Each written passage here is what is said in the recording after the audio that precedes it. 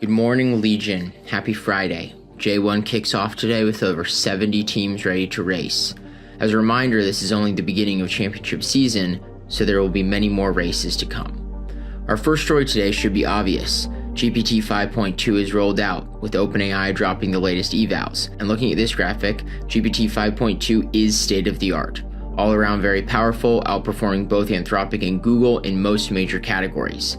In spite of all the skepticism, Sam Altman continues to deliver.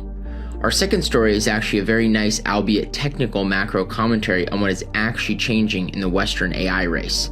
Give the full thread by Akash Gupta a read, but for now, focus in on this specific paragraph.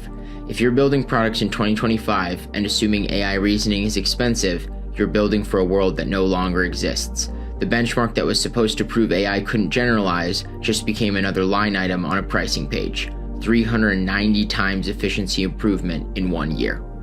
This is exactly the context that tells us that despite many skeptics to the contrary, the race to AGI remains alive and well, with massive performance improvements year over year. Automation, replacement of white-collar jobs, and hints of nirvana remain on schedule.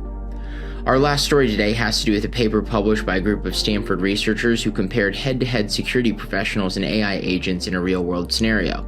This type of study might also be particularly relevant for teams looking to get a product audited in the future. You can just use these agents. The AI agents outperformed 9 out of 10 professional penetration testers in the study, paving the way towards proving that security testing will likely not be spared from the AI future. With that in mind, the paper did clarify that there remain a number of capability gaps among these agents.